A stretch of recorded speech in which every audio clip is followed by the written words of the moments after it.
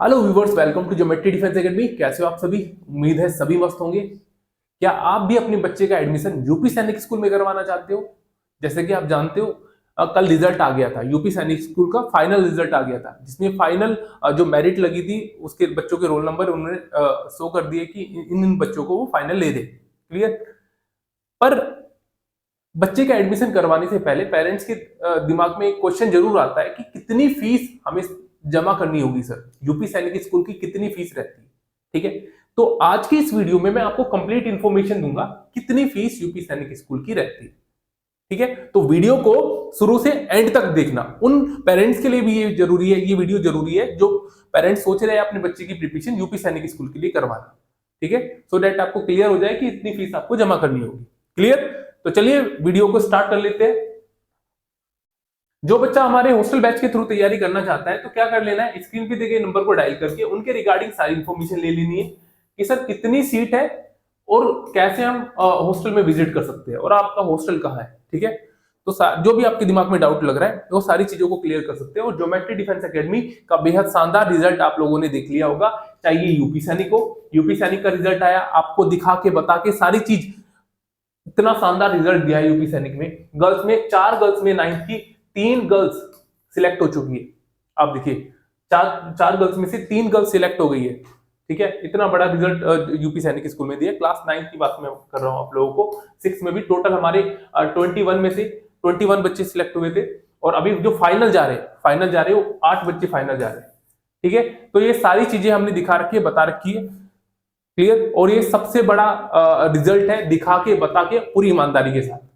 इसमें कोई भी ये नहीं बोल सकता कि सर आपने मिलावट कर रखी है, या कोई भी व्यक्ति ये नहीं बोल सकता कि सर आप जो आप सिलेक्शन दिखा रही है फर्जी है। ठीक है, तो अगर ये सारी एकेडमी करने लग जाए तो पेरेंट्स के लिए एक अपॉर्चुनिटी मैं मानता हूं, एक ऐसा हथियार हाथ लग जाएगा जिससे पेरेंट्स अपना समय, बच्चे का भविष्य, पैसा, सारी चीजें बचा सकता है। ठीक है, ये तीनों चीजें बचा सकता है। क्लियर? तो अल्टीमेटली बेनिफिट पेरेंट्स को मिलता है। उम्मीद करते हैं कि आगे एकेडमी करने लग जाएंगी ये सारी चीजें, क्योंकि अगर ऐसा करती है तो आप समझिए इस चीज को कि एजुकेशन जो फील्ड है, एजुकेशन की फील्ड में बच्चे को एक क्वालिटी कंटेंट जो मिलना चाहिए, जो इसका एक्चुअल में अधिकार है, उसमें इतना ज्यादा इंप्रूवमेंट निकल के आएगा।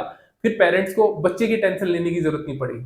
ठीक है, कि बच्चे पढ़ ले। अब तो पेरेंट्स बोल रहे हैं कि पढ़ लो भाई, पढ़ लो पढ़ लो पढ़ लो, मोबाइल मत चलाओ। फिर आपको बोलने की जरूरत नहीं पड़ेगी। फिर अपने बच्चे को आपको ये नहीं बताना पड़ेगा कि भाई कर ले, मोबाइल चलाना छोड़ दे, किताब लेके बैठ जा, तेरे से कुछ नहीं आता, प्लस माइनस नहीं आता, ये नहीं आता, वो नहीं आता। ठीक है, क्योंकि अल्टीमेटली टीचर्स ही सारी चीजें करवाते हैं। देखो, पहला पहला गुरु तो कौन रहता है? पेरेंट्स रहता है, इसमें कोई दो राय नहीं है। पर दूसरा गुरु जो रहता है वो टीचर रहता है, और टीचर जो बच्चे को सिखाता है वही चीजें वो बच्चा सीखता है। अगर कोई, मैं मानता हूं कि कोई बच्चा, देखो सबकी कैपेसिटी अलग अलग होती है, मैं ये नहीं कह रहा हूं कि सभी बच्चे एक साथ एक जैसे होते, नहीं। किसी की कैचिंग पावर, ठीक है, अलग होती है, किसी की हम बोल सकते हैं कि समझने की शक्ति अलग होती है। पर फिर टीचर्स को खुद डिसाइड करना होता है कि उस बच्चे को कैसे समझाना है, कैसे इसमें इंप्रूवमेंट लेके आना है। हमारे पास कई बच्चे ऐसे आए थे जो मैथ्स में बिल्कुल जीरो थे, बिल्कुल डल थे, 15-15 नंबर, 10-10 नंबर लेके आए थे। ठीक है, और 2 साल एकेडमी में पढ़ने के बाद, मैं ये नहीं बोल रहा हूँ कि यहीं पे आप करवाइए, आप डिसाइड खुद कर लीजिएगा अपने लिए। पर मैं आपको बता रहा हूँ कि 15-15 नंबर, 10-10 नंबर बच्चा लेके आया था, और एंड में जब जैसे रिजल्ट आया है वो बच्चा 49 out of 50 out of 50 marks लेके आया है, सिलेक्शन लेके गया है। ठीक है, और ये सारी चीजें ज्योमेट्री डिफेंस एकेडमी ने एक एक बच्चे की वाईटी पे दिखा रखा है, शॉर्ट्स के जरिए भी, वीडियो बनाकर भी। आप कोई भी ये नहीं बोल सकते कि, कोई भी पेरेंट्स ये भी नहीं बोल सकता कि हमारे बच्चे का नहीं दिखाया, कमजोर से कमजोर बच्चे का आपको रिजल्ट दिखा रखा है। ठीक है, तो देश की एकमात्र ऐसी एकेडमी है जो सच के रास्ते पे चलती है ऑलवेज, और ईमानदारी से बच्चों पे मेहनत करती है, और सभी टीचर्स, सभी स्टाफ बहुत ईमानदारी से मेहनत करता है। ठीक है, तो अगर आप भी अपने बच्चे की प्रिपरेशन एक ऐसी एकेडमी में चाहते हो जो पूरी तरीके से ईमानदार है, और जहां एक्चुअल में बच्चों पे मेहनत की जाती है, जहां आपको बकाया नहीं जाता, क्या कर लेना है, इस नंबर पे कॉल करके अपने बच्चे के लिए एक सीट को रिजर्व कर लेना है। क्लास 6 और 9 दोनों के लिए है भाई। फिर इसी के साथ साथ आप क्या कर सकते हो, देखो आपकी जानकारी के लिए बता दूं 125 सीट है केवल, 125 सीट तक कोई चार्जेस नहीं बढ़ेगा, जैसे क्रॉस हो जाएगा चार्जेस बढ़ना स्टार्ट हो जाएगा। पल पल की अपडेट पाने के लिए हमारे फेसबुक पेज को आप फॉलो कर सकते हो, that is Geometry Defence Academy, और इंस्टाग्राम पेज को फॉलो कर सकते हो ज्योमेट्री डिफेंस एकेडमी माई2, ठीक है। अगर कोई पेरेंट्स चाहता है कि नहीं सर हम हॉस्टल में नहीं भेजना चाहते, हम तो घर से प्रिपरेशन करवाना चाहते हैं, हम मॉनिटरिंग खुद करेंगे, तो सबसे बेस्ट तरीका होता है इस बच्चे का कि आप क्या करो, ऑनलाइन कोर्स के थ्रू तैयारी करवा लो। लाइव क्लासेस आप ले सकते हो, टेस्ट सीरीज ले सकते हो, वीडियो कोर्स ले सकते हो, स्टडी मटेरियल ले सकते हो। तो सबसे बेस्ट है आप लाइव कोर्स के थ्रू आप प्रिपरेशन करवाओ अपने बच्चे की, तो वो भी रिजल्ट निकाल के देते हैं। बस थोड़ा सा मॉनिटरिंग आपको करना पड़ेगा, थोड़ा सा बच्चे को भी समझना पड़ेगा। यहाँ पे तो हॉस्टल में आने का मतलब होता है कि हमारी जिम्मेदारी हो जाती है, सारी चीजों हमें हमें देखनी होती है, बच्चे को कितना कंटेंट देना है, कैसे आगे गाइड करना है, कैसे मोटिवेट करना है, कैसे लेके चलना है। बस थोड़ा सा हालांकि ऑनलाइन में हम कसर नहीं छोड़ते कुछ भी, पर फिर भी क्योंकि 24/7 आवर्स हॉस्टल में तो रहता है हमारे साथ, ठीक है। पर जब घर से प्रिपरेशन करता है तो 24 घंटे फिर पेरेंट्स के साथ रहता है, तो क्या एक्टिविटी कर रहा है क्या नहीं कर रहा फिर पेरेंट्स को समझना होता है, ठीक है। वीडियो कोर्स के थ्रू भी आप प्रिपरेशन बेहद शानदार कर सकते हो, ये आपको चूज करना पड़ेगा कि कैसे आपको करवाना है, क्लियर। तो कोर्स ले सकते हो, लाइव क्लासेस आप अटेंड करवा सकते हो, वीडियो कोर्स भी है, क्रैश कोर्स भी है, आप उसके थ्रू भी आप प्रिपरेशन करवा सकते हो। इस नंबर पे कॉल करके उनके रिगार्डिंग सारी इन्फॉर्मेशन ले लेंगे, ठीक है। चलिए अब मुद्दे की बात पे आते हैं कि यूपी सैनिक स्कूल में बहुत सारे पेरेंट्स ऐसी दुविधा में होंगे कि सर कितना फीस रहता है, क्या हम अरेंज कर पाएंगे नहीं कर पाएंगे, ठीक है। तो फीस का थोड़ा सा हमें पता चल जाएगा, तो उसी के अकॉर्डिंग हम अरेंजमेंट कर लेंगे। तो सारी चीजें मैं आपको बताने वाला हूँ इस वीडियो में कि कितनी फीस देंगी और क्या क्या फीस में इंक्लूड रहता है, ठीक है। तो चलिए एक एक करके सारी चीजें जान लेते हैं। फीस स्ट्रक्चर मैं आपको बता रहा हूं, देखो मैंने इसके बारे में बता ही दिया था कि आपको 2 अप्रैल 2026 तक, ठीक है, उससे आपको क्या कर लेना है, वेबसाइट जो दे रखी है, जो इन्होंने वेबसाइट दे रखी है, जो लिंक दे रखा है, उस पर जाके अपनी, अगर जिन बच्चों का यूपी सैनिक स्कूल में फाइनल सिलेक्शन हो गया, वेबसाइट पे जाके अपनी फी को सबमिट कर लेना है, ठीक है। अगर आप ऐसा नहीं करते हो तो आपकी सीट किसी और को दे दी जाएगी, ठीक है, आपको फिर एडमिशन नहीं होगा। Is it clear. तो आपको समय रहते, तो पहली बात तो ये कि समय रहते आपको अपनी फी को, अगर जाना चाहते हो यूपी सैनिक स्कूल में, अपना समय रहता है अपनी फीस को सबमिट कर देना है, ठीक है, जमा कर देना है, क्लियर। इसमें लिख भी रखा है, ये सारी चीजें मैंने बता रखी है, और डेट भी उन्होंने मेंशन कर रखा है कि डेट कितनी है भाई, आपको दिनांक 2 अप्रैल 2026 तक निर्धारित शुल्क विद्यालय की वेबसाइट निम्नलिखित लिंक के माध्यम से जमा करना है। यह शुल्क जमा करने का साक्ष्य निम्नलिखित ईमेल आईडी पर भेजना सुनिश्चित करें, ठीक है। ये सारी चीजें बता रखी है, वो मैंने उसकी उन पे डिटेल वीडियो बता रखी है, तो वो आप जाके देख लीजिएगा। अब मैं बात करने वाला हूँ फीस के बारे में, ठीक है, फीस के बारे में। चलिए जैसे कि इसमें बता रखा है, देखो ये प्रवेश, जब आप जाते हो प्रवेश के समय आपको क्या क्या जमा करवाना है, एग्रीमेंट बॉन्ड वगैरह जमा करवाना है, शपथ पत्र जो रहता है वो आपको करवा लेना है, ठीक है। अभी देखिए क्या बोला हुआ है इसमें, कैप्टन मनोज कुमार पांडे, उत्तर प्रदेश सैनिक स्कूल लखनऊ कानपुर राष्ट्रीय राजमार्ग पर, ये तो इसका पूरा विद्यालय का पता दे रखा है, ठीक है, ये पूरा विद्यालय का पता दे रखा है, आगमन का आपको बता ही दिया है। आपको अपने पाले के साथ स्कूल में उपस्थित होने की सूचना पृथक से दी जाएगी, अभी केवल ऑनलाइन निर्धारित शुल्क जमा करना है एवं यूनिफॉर्म की माप निर्धारित प्रारूप पर भेजनी। आपको क्या कर लेना, एक तो आपको फीस सबमिट करनी है, एक बच्चे का जो मेजरमेंट रहता है वो आपको फिल करके जमा कर देना है, ठीक है, क्लियर। अब मैं आपको एक एक करके सारी चीज बताऊंगा कि फीस में क्या क्या इंक्लूड रहता है और कितनी इनकी फीस रहती है, ठीक है। तो चलिए जान लेते हैं, थोड़ा सा इसे जूम कर लेते हैं, आई होप आपको बहुत अच्छी तरीके से विजिबल हो रहा होगा। देखिए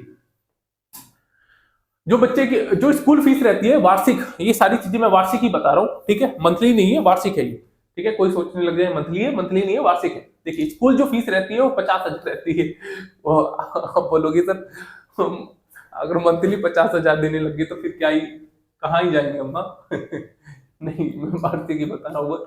चलिए देख लेते हैं स्कूल की फीस भाई कितनी दे रखी है, 50,000 दे रखी है, ठीक है, 50,000 इनकी फीस है। इसके अंदर फिर आपको क्या क्या क्या देखने को मिलेगा, मेंटेनेंस जो चार्ज रहता है वो 2,000 रहता है पर ईयर का, हाउस फंड जो रहता है वो कितना रहता है 1,000 बच्चे का, कंप्यूटर जो शुल्क रहता है, कंप्यूटर का शुल्क कितना रहता है 1,500 रुपए रहता है बच्चे का, ठीक है, और मेडिकल जो शुल्क रहता है वो 1,000 रहता है, पर ईयर, ठीक है, वार्षिक, ठीक है। इसी के साथ बच्चे की पॉकेट मनी कितनी रहती है वार्षिक, 10,000 पॉकेट मनी रहती है। और स्कूल यूनिफॉर्म, ठीक है, कितना है भाई, कितना है 22,000, स्कूल यूनिफॉर्म 22,000 दे रखा है इन्होंने, तो 22,000 इनका स्कूल यूनिफॉर्म है। स्पेक्स टेलीफोन जो वार्षिक रहता है वो कितना रहता है, 2,160 रुपए, ठीक है।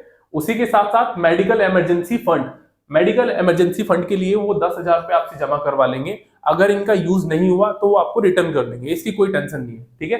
वो जमा करवा लेते हैं कि इन केस कोई ऐसी इमरजेंसी आ जाए तो आप फिर वो फंड क्या करें, फंड क्या कर लेंगे, वो यूज हो जाएगा, ठीक है, ठीक है। इमरजेंसी के लिए आपसे फंड जमा करवा लेते हैं।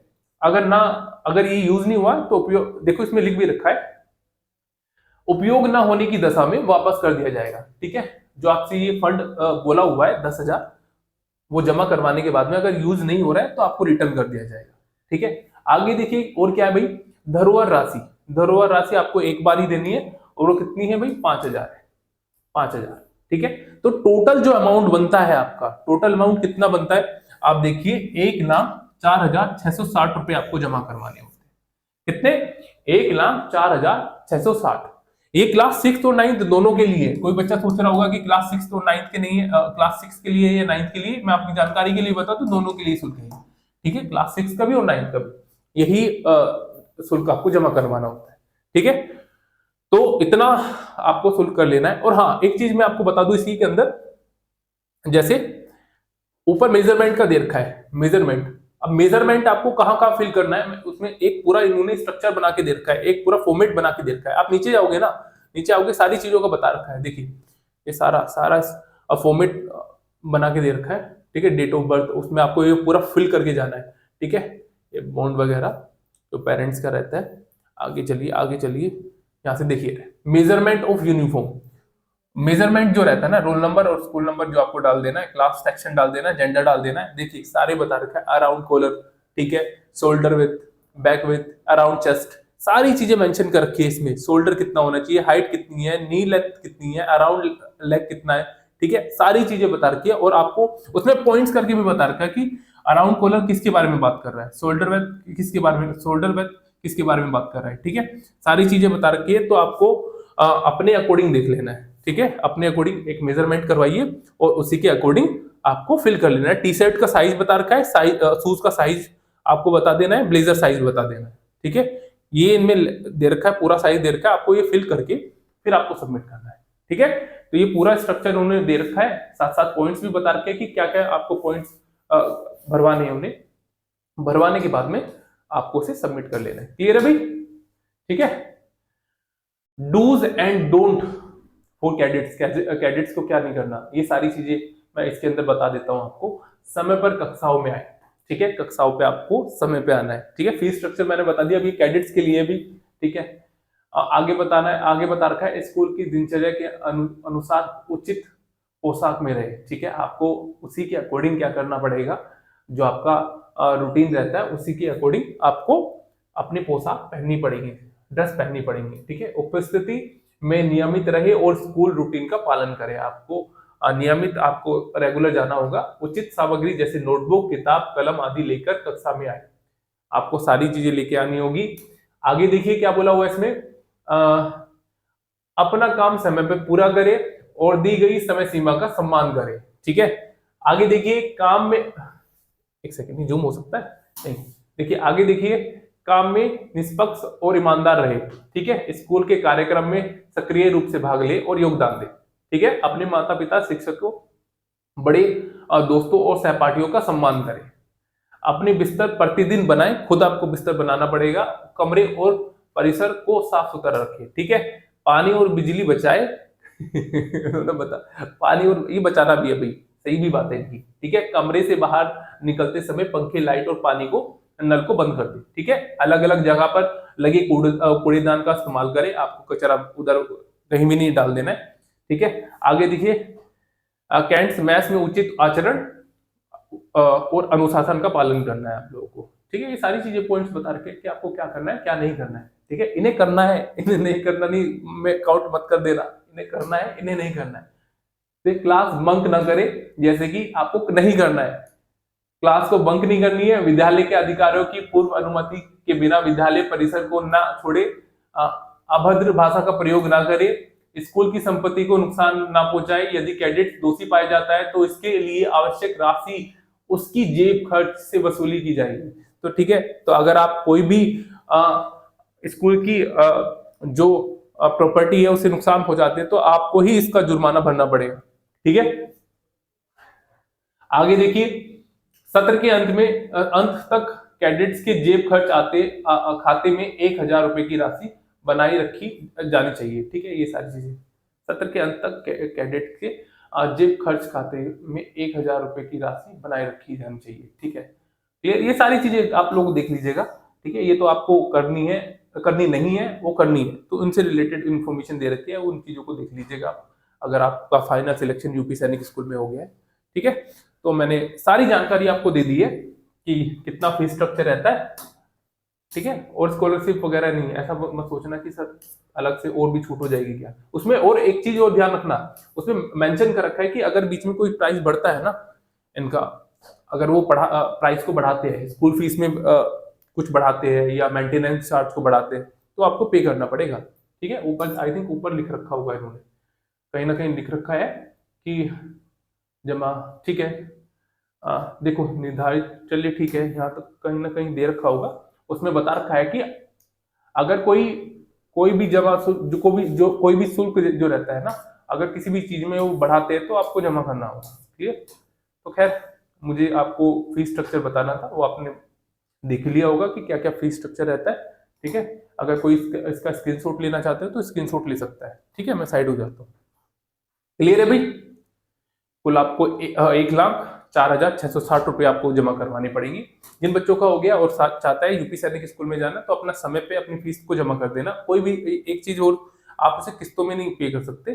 ठीक है, उन्होंने बोल दिया कि आपको एक ही टाइम पे पेमेंट करना पड़ेगा। क्लियर, ये सारी चीजें मैंने आपको बता दी। उम्मीद करता हूँ ये सारी इन्फॉर्मेशन आपको अच्छी लग रही होगी। इसी प्रकार की इन्फॉर्मेशन पाने के लिए हमारे चैनल को सब्सक्राइब कर लेना, click on the bell icon, ताकि आने वाले नोटिफिकेशन मिलते रहे और आपको इसी प्रकार की इन्फॉर्मेशन मिलती रहे। Thank you.